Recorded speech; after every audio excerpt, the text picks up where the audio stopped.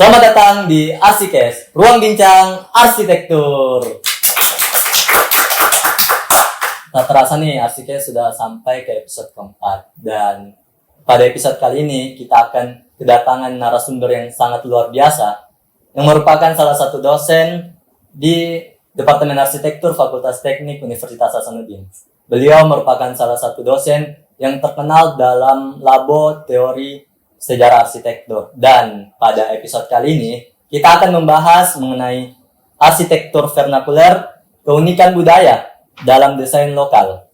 Nah, tanpa berlama-lama, langsung saja kita sambut narasumber kita pada episode kali ini, yaitu Ibu Andi Karina Deapati, selaku dosen arsitektur Universitas Hasanuddin. Mari kita beri tepuk tangan yang meriah untuk Ibu Karina. Selamat datang Ibu di Arsikes, dan kami mengucapkan banyak terima kasih atas kesediaan Ibu telah hadir dalam episode keempat kali ini. Dan teman-teman sekalian, sebentar kita akan mengulik-ngulik tentang arsitektur vernakuler kepada Ibu Karina. Nah, sebelumnya bagaimana kabar Ibu hari ini? Alhamdulillah baik, dan ya musim hujan ya, jadi harus jaga kesehatan sih. Ya, bagaimana perjalanan ke sini Ibu? Kesini alhamdulillah tadi jalanan lancar, jadi nggak lama sih di jalan. Cuman kalau misalnya memang dari kampus pasti macet sih. Alhamdulillah ya. Mungkin banyak teman-teman yang bertanya nih, Ibu Karina menjadi dosen di arsitektur Unhas itu sejak kapan dan sudah berapa lama? Saya dosen arsitektur masuknya tuh 2019. Jadi total sekarang sudah masuk tahun ke-5, hampir tahun ke-5. Jadi sudah tahun ke-5, dan mungkin Ibu sudah banyak terkenal di arsitektur Unhas, dan kita akan bertanya nih guys tentang arsitektur vernakuler yang merupakan salah satu bidang dari Ibu yang mungkin Ibu sudah pelajari hal tersebut dari jenjang sarjana sampai hingga menjadi dosen sekarang. Nah, mungkin langsung saja Ibu untuk pertanyaannya pertama itu, mungkin banyak teman-teman yang belum tahu Ibu, bagaimana sih arsitektur vernakuler itu, dan definisinya secara umum itu apa sih Bu, itu arsitektur vernakuler? Untuk arsitektur vernakuler itu, kalau misal kita tilik dari asal katanya itu vernaculus, kalau saya nggak salah itu dari bahasa Latin, maknanya adalah merakyat.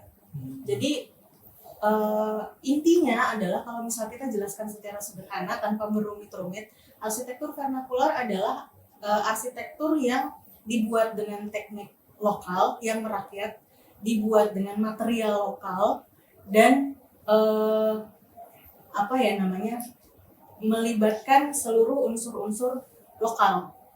Secara sederhana seperti itu gitu. Cuman ya untuk lebih kompleksnya sih ya bisa lebih detail lagi sebenarnya sih.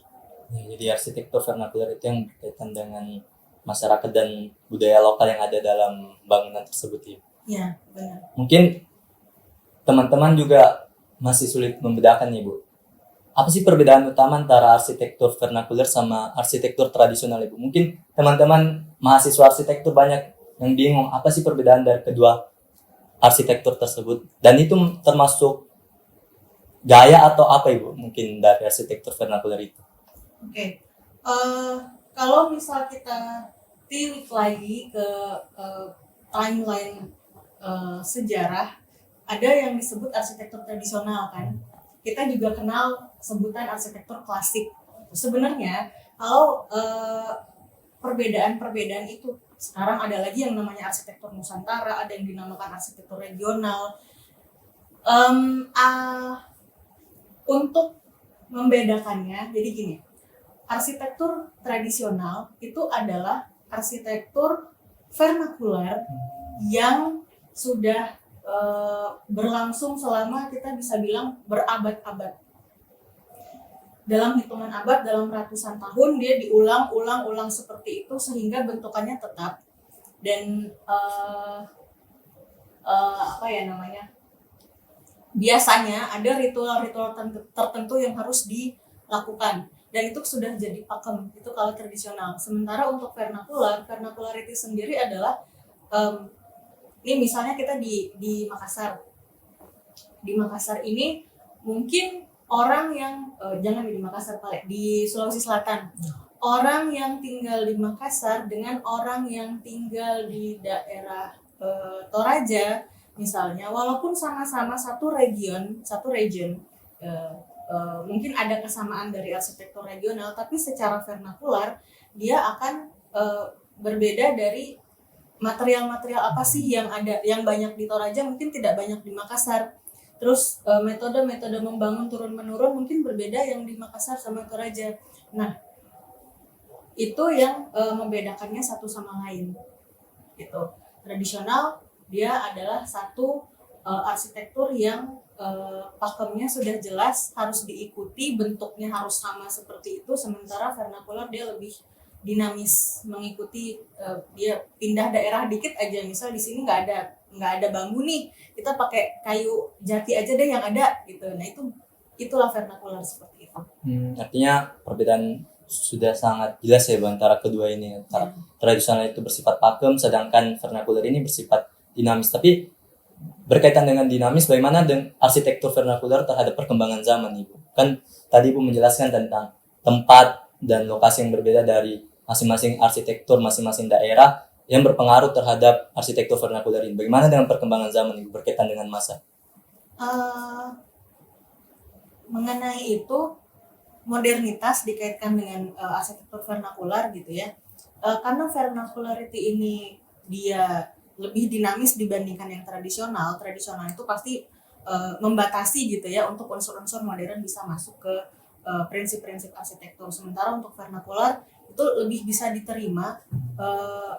Misal ada metode membangun terkini gitu ya, itu bisa dimasukkan, tetapi mungkin ada batasan-batasan ya. Semisal ada larangan di satu daerah nih, kita nggak boleh menebang pohon di tanggal sekian gitu ya. Nah itu mungkin bisa diikuti gitu, hal-hal semacam itu. Lalu ada misalnya software tertentu terbaru bisa digunakan dalam desain, itu tidak masalah untuk arsitektur vernakular gitu. Misal pun bambu sudah ada metode untuk mengawetkannya gitu ya, nah, lebih bagus malah. Jadi arsitektur modern mendukung vernacularity. Nah, jadi artinya arsitektur vernakular itu tidak terikat dengan zaman ya Ibu, maksudnya tetap mempengaruhi tapi dinamis, tetap bisa mengikuti perkembangan zaman. Terus mengenai bahan Ibu, kan Ibu tadi jelaskan tentang material yang digunakan dalam arsitektur vernakular nih. Nada katanya tadi bambu, dan material yang digunakan pada setiap daerah itu berbeda-beda. Terus bagaimana sebenarnya penggunaan bahan lokal memengaruhi arsitektur vernakular itu? Nah, karena arsitektur vernakular itu merujuk ke lokalitas, maka sebenarnya dengan mengusung, misal kita menggunakan prinsip arsitektur vernakular dalam pembangunan, maka secara tidak langsung kita juga sudah mengusung sustainability. Karena kalau kita membangun dengan apa yang ada di sekitar kita, ya otomatis saat kita perlu material baru, kita nggak perlu datangkan dari luar daerah kan, sudah ada di situ. Jadi keberlanjutannya tuh lebih tinggi gitu dibandingkan kalau misal bayangkan saya ke Lombok dan Palu di 2018. Di sana saat bangunan-bangunan yang sudah tidak vernakular, dia mengaplikasikan prinsip modern dalam rumahnya, rumah hancur, mau datangkan material dari mana kalau mereka mau bangun lagi? Harus dari luar, sedangkan jalanan rusak. Nah itu butuh waktu yang lama kan untuk memberlanjutkan kehidupan masyarakat gitu. Sementara kalau misal kita pakai prinsip vernakular, ya tinggal potong bambu di sekitar, ada pohon apa itu aja. Atau mungkin lebih vernakular lagi kalau misal rumah itu yang sudah hancur itu, apa yang masih bisa dipakai ya pakai lagi. Artinya ya yang lokal di lokal situ aja, di situ, dan yang lokal yang ada di situ saja. Mempunyai prinsip berkelanjutan dan bisa digunakan kapan saja begitu Ibu. Walaupun seperti yang Ibu jelaskan tadi di Palu ada bencana, tapi kalau jalanan rusak bagaimana ya? Tetap menggunakan bahan lokal yang ada di situ lebih mudah pada didapatkan. saat itu justru arsitektur vernakular sangat berfungsi gitu di momen-momen seperti itu. Ya, artinya mengenai penggunaan bahan lokal dalam arsitektur vernakular itu berkaitan dengan lokalitas atau material yang ada di daerah tersebut, bagaimana kita bisa menggunakannya untuk dapat menciptakan sebuah arsitektur yang berkelanjutan. Nah, mungkin Ibu mengenai elemen budaya lokal ataupun lokalitas atau local wisdom yang ada dalam arsitektur tersebut, bagaimana tantangan yang dihadapi oleh masyarakat, khususnya kita mahasiswa, dalam melestarikan elemen-elemen tersebut, Ibu. Misal elemen budaya lokal, material tersebut, ataupun budaya-budaya yang ada di masyarakat, bagaimana kita bisa melestarikan hal tersebut dalam arsitektur di masa sekarang, Ibu. Oke. Saya nonton ada podcastnya Yori Antar beberapa waktu lalu gitu ya. Beliau di situ ngomong bahwa waktu ke Minang, ke daerah Minang, di sana menghadiri perkawinan sebenarnya, menghadiri pernikahan, tetapi lalu ada acara balas-balas pantun kan. Nah, ternyata sepanjang balas pantun itu isinya adalah bagaimana membangun rumah gitu. Jadi sebenarnya dalam vernacularity, kalau misal kita bicara nih, dulu pernah ada dikenal folk architecture di Eropa dan Amerika, itu bicara cuman bentuk gitu. Kita bicara cuman bagaimana untuk bentuk itu jadi. Tetapi di arsitektur vernakular itu cakupannya lebih luas. Bahkan sampai ke pantun, mungkin ada lagu daerah yang membahas mengenai arsitektur. Ada misalnya pakaian-pakaian tradisional yang menggunakan pola-pola ataupun elemen-elemen arsitektural gitu di desainnya, ornamennya gitu ya. Nah, masalah budaya di vernakular ini kita sangat bisa menjaga karena vernacularity itu bukan hanya terkait dengan bentuk bangunan gitu, tapi dalam banyak hal kita bisa menjaga arsitektur vernakular itu dengan memasukkan seperti yang saya ceritakan tadi ya, yang di Minang itu. Kira-kira seperti itu sih. Ya, jadi mengenai budaya lokal itu kita bisa jaga budaya tersebut di arsitektur vernakular. Tapi seiring perkembangan zaman nih Bu, anak-anak sekarang, mungkin generasi zaman sekarang kurang peduli terhadap budaya yang ada di sekitarnya. Apakah itu berkaitan dengan arsitektur vernakular Ibu? Kalau misalnya kita ngomong ini lebih luas, mungkin iya gitu ya, tapi masih agak jauh sih gitu ya mengenai kalau kita mau ngomong apakah anak muda sekarang jadi tidak paham budaya gara-gara arsitektur vernakular itu agak kejauhan sih, tapi kita bisa bilang bahwa memang globalisasi ini kecepatan informasi yang masuk ke kita jadi tahu teknik-teknik membangun di Jepang, kita jadi tahu tren arsitektur di Korea misalnya. Nah, itu sebenarnya mempengaruhi sih. Itu sebenarnya mempengaruhi sehingga jadi kalau tadi kalimatnya seperti itu sebenarnya kebalik. Jadi globalisasi itu dan informasi-informasi yang cepat itu masuk ke kita, itu yang mempengaruhi sehingga arsitektur vernakular bisa hilang dengan sendirinya karena orang sudah tidak aware lagi, sudah kebanyakan informasi yang tidak bisa disaring gitu. Ya, jadi mungkin globalisasi ini bisa menghilangkan atau tidak dapat melestarikan apa yang kita miliki tentang arsitektur vernakular itu, Ibu. Nah, mungkin itu menjadi tantangan bagi kita mahasiswa arsitektur kedepannya menghadapi globalisasi, khususnya untuk dapat mempertahankan budaya lokal yang ada di lingkungan kita. Mungkin mengenai tantangan kembali nih Bu, sebenarnya kedepannya ini arsitek bakal banyak membangun yang berkaitan dengan arsitektur berkelanjutan. Nah, menurut Ibu ini, apa tantangan utama sebenarnya yang dihadapi oleh arsitek dalam membangun dengan prinsip arsitektur vernakular itu, Ibu, yang sifatnya berkelanjutan? Bagaimana tantangan utamanya? Tantangan bagi arsitek menurut saya karena vernakular ini terkait dengan kelokalan gitu, maka ya balik lagi gitu, apakah si arsitek ini mampu untuk belajar dan lebih banyak mengenal mengenai lingkungan lokal tempat dia akan mendesain gitu. Karena saat kita mau membangun di Makassar, tapi kita belajar teknik-teknik membangun dari Jawa gitu, misalnya mau diinfuse ke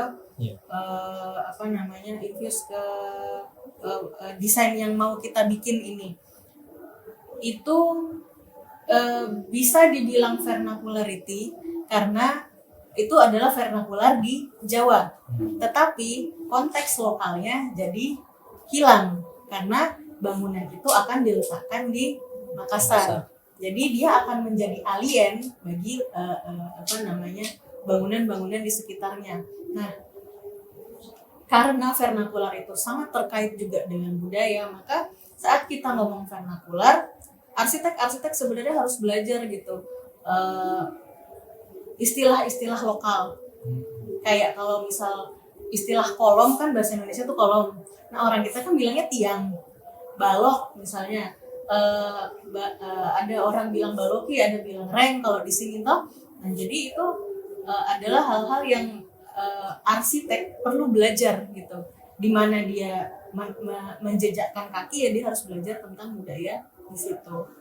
Jadi tantangan untuk arsitek itu mungkin lebih ke arah pengetahuan tentang budaya yang ada di lingkungan mereka merancang begitu ya Bu. Ya mungkin banyak orang yang belum memahami hal tersebut, apalagi kita sebagai mahasiswa arsitektur sudah harus mengetahui tentang budaya yang ada di lingkungan kita. Apakah mungkin pertanyaan sederhana nih Bu, apakah kita harus menguasai satu negara atau mengetahui budaya dari satu negara ataupun mengetahui budaya di daerah kita saja Ibu? Mungkin tantangan untuk mahasiswa arsitektur itu Bu, bagaimana tanggapan Ibu?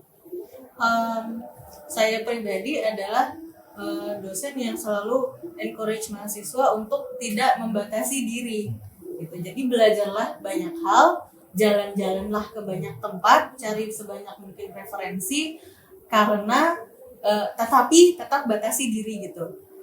Kayak tadi saya bilang sebelumnya, di mana kamu menjejakkan kaki, ya berlakulah seperti apa hukum yang ada di sana gitu kan. Jadi kita tahu banyak hal, tapi kita ada di mana nih gitu. Maka yang dari luar itu dibatasin dulu deh gitu kalau mau ngomongin masalah arsitektur vernakular gitu. Belajar yang ada di situ aja dulu, tapi tetap kita cari info yang lain, siapa tahu nanti dapat proyek di tempat lain gitu kan. Ya, kita tidak boleh membatasi diri terhadap pengetahuan mengenai budaya yang ada di Indonesia lah khususnya Ibu. Bagaimana kita bisa tahu budaya lokal yang ada di daerah lain, bisa saja suatu saat nanti kita merancang di daerah tersebut dan klien kita meminta untuk bagaimana menerapkan prinsip arsitektur vernakular di bangunan. Ya, dan jangan bego-bego amat lah gitu ya, kalau misalnya diminta merancang apa-apa nggak tahu gitu kan. Ya, harus tahu semuanya lah budaya yang ada di Indonesia khususnya. Apalagi untuk kita di Makassar Ibu yang punya banyak budaya lokal dan banyak pantangan mengenai arsitektur, dan itu yang saya rasa teman-teman sebagai mahasiswa arsitektur harus ketahui hal tersebut.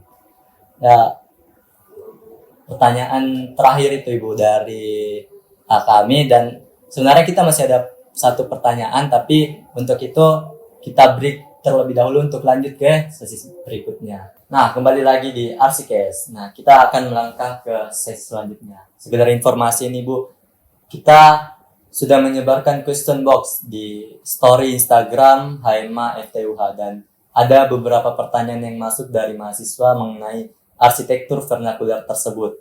Pertanyaan pertama nih Bu, bagaimana sebenarnya arsitektur vernakular itu mencerminkan karakteristik dan keunikan yang ada di suatu daerah? Oke. Arsitektur vernakular,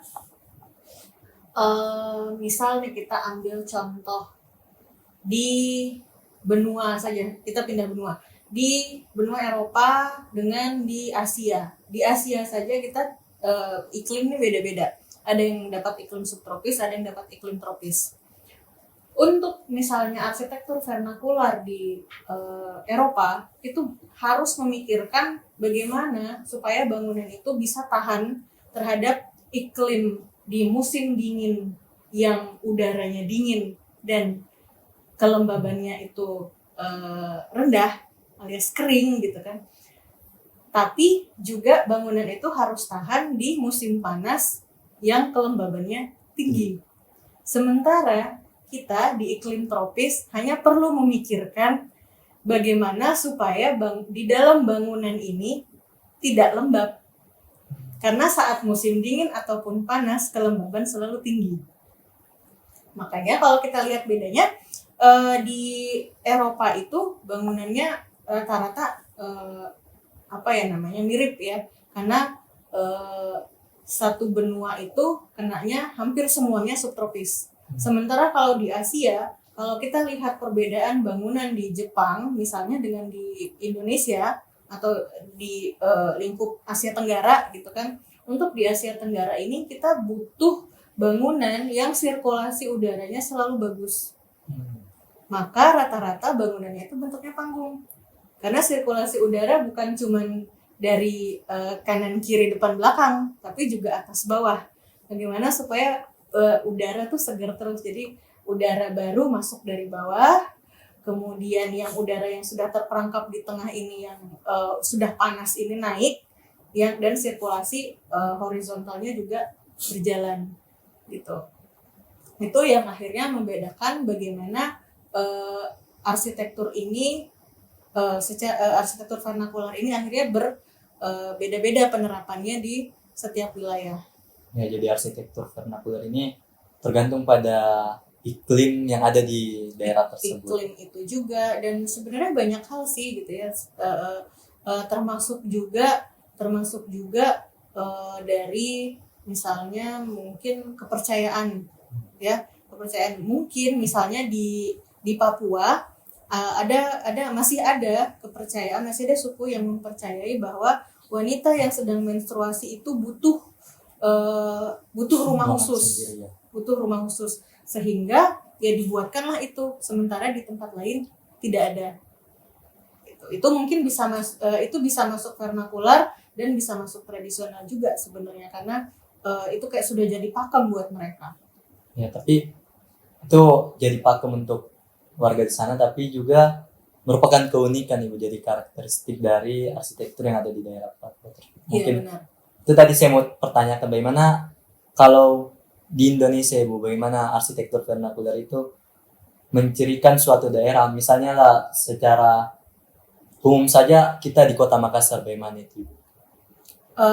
Kalau kita di Kota Makassar mau ngomong vernakular kayaknya agak sulit ya, karena kita di kota. Iya. Secara resources juga kita sudah tidak banyak untuk resource yang alami, sehingga lebih banyak memang kalau kita mau membangun itu di Makassar, kebanyakan memang harus distribusi dari luar, dari goa, dari area-area lain gitu kan, yang masih banyak pasirnya, masih banyak bebatuan alaminya gitu. Jadi kita ambil contoh lain deh, misalnya gini, di Bali.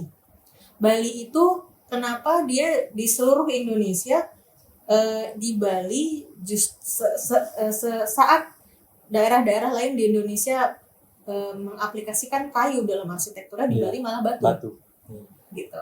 Karena mereka di sana memang lebih akrab dengan batu gitu.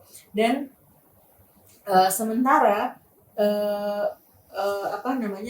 di wilayah-wilayah lain di Indonesia pertama membangunnya itu yang menggunakan kayu. Itu adalah ciri khas ciri khas lokalitas yang akhirnya membedakan karakter dari tiap daerah. Ya, jadi karakter dari arsitektur tiap daerah, arsitektur vernakular dari tiap daerah juga dipengaruhi oleh material yang tersedia di daerah tersebut, Ibu. Ya, benar. Nah, itu untuk pertanyaan pertama dari question box. Mungkin ada pertanyaan kedua juga, yaitu pertanyaannya Ibu, bagaimana arsitektur vernakular dapat memberikan keseimbangan antara budaya lokal dan inovasi terkini yang ada di era modern sekarang, Ibu? Karena vernakular itu terkait dengan lokalitas, maka terkait dengan lokalitas tetapi juga bisa menerima hal-hal yang modern. Maka di belakangan ini dikenal juga ada style neo-vernakular. Neo-vernakular itu adalah gaya vernakular, style vernakular yang berkembang secara dinamis untuk memasukkan unsur-unsur modern di dalamnya. Entah itu dari material yang dimodifikasi sehingga mungkin bisa lebih tahan lama, ataukah dari segi bentuk gitu ya. Jadi cuman misal gini, arsitektur Bugis itu dan Makassar unik dengan timpak lajaknya. Nah, itu di neo vernakular bisa diaplikasikan mirip timpak lajak tapi meniru timpak lajak tapi bukan itu. Gitu. Karena saat kita mau meniru timpak lajak persis, maka dia sudah jadi arsitektur tradisional. Tradisional. Karena ada hal pakem yang dia mau terapkan semuanya sama. Gitu. Neo vernakular adalah arsitektur vernakular yang dimodifikasi. Gitu. Karena jadi di sini kita akhirnya bisa lihat bedanya kan, neo vernakular yang diulang terus-menerus selama ratusan tahun dia jadi arsitektur tradisional. Vernakular yang dimodifikasi dipadukan dengan modernitas dia jadi neo vernakular. Jadi entah itu bentuknya, entah itu materialnya yang diubah, tetapi saat kita melihat satu bangunan vernakular itu kita bisa teringat, oh ini arsitektur Bugis nih, arsitektur vernakular Bugis nih. Karena ada unsur vernakular sebenarnya di dalamnya, tapi bukan itu, bukan dia.